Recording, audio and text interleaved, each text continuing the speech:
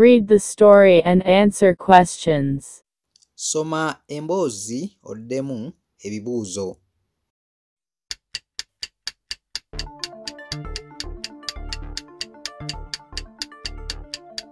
Anna is a student. She is 12 years old and lives in a small town.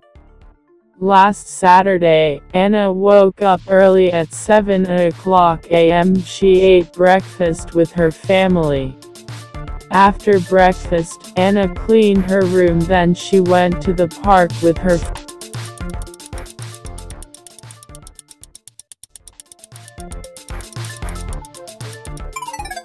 friend Lisa.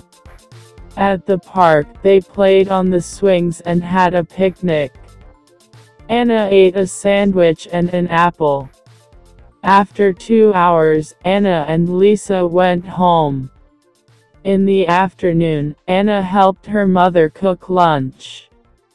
They made pasta and salad.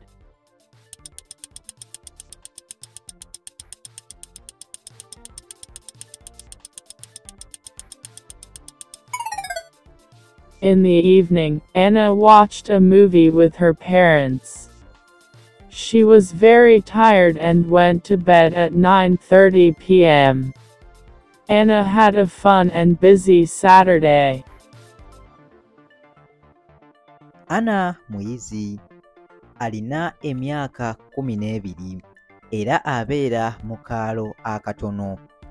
Ku lw'omukaaga olwayita, Anna yazuukuka mangu ku ssaawa 1 ey'okumakya.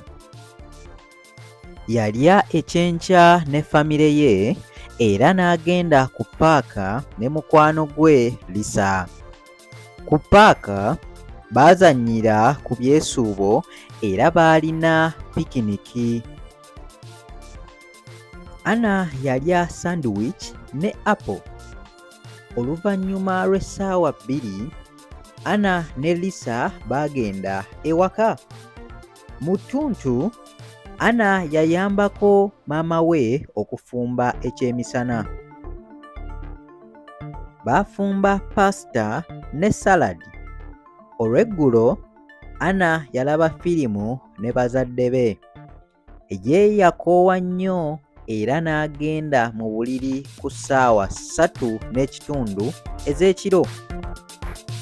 Anna yalina olunaku olw'essanyu era oluli bize ku lw'omukaaga. Exercise. Ebibuuzo. Exercise. Ebibuuzo. How old is Anna? How old is Anna? Anna yalina emyaka emeka? Anna yalina emyaka emeka?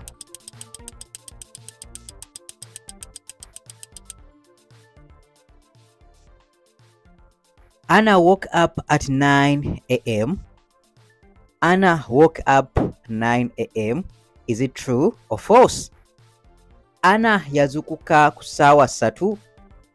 Anna yazuukuka ku ssaawa 3. Bwe kiba kituufu, you answer true. Bwe kiba kifu, false. And the answer is false. Anna went to the park with her best friend dash. Anna went to the park with her best friend dash. Anna yagenda ku paaka ne mukwano gwe. Anna yagenda ku paaka ne mukwano gwe. And the answer is Lisa, of course. Anna and Lisa went to the zoo. Anna and Lisa went to the zoo.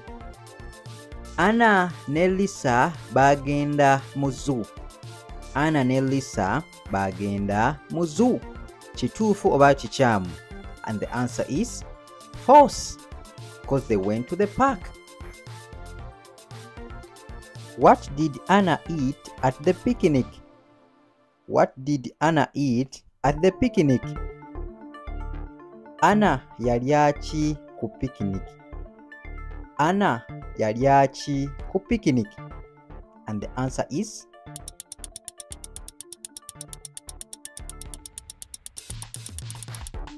sandwich and apple. Yalya sandwich ne apple.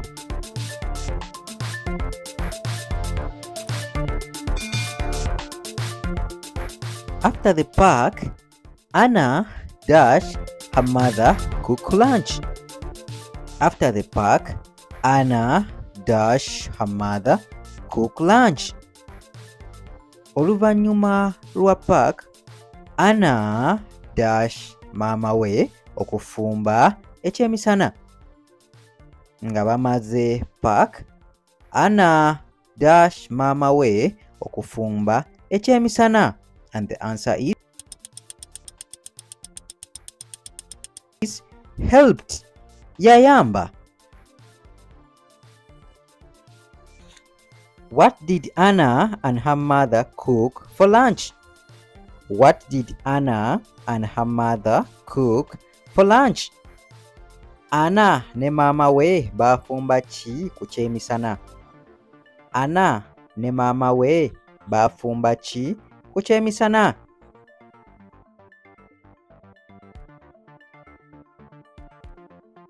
Anna went to bed at 8:30 p.m.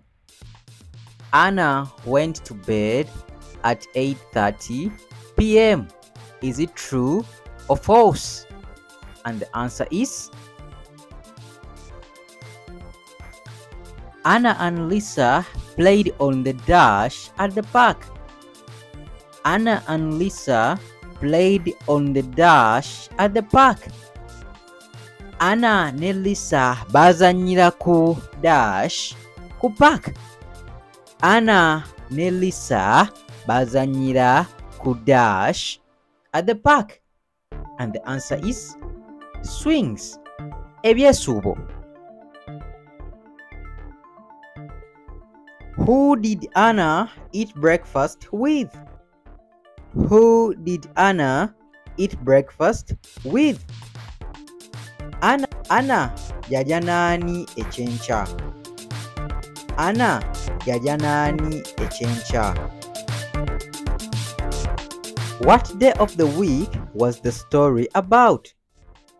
What day of the week was the story about?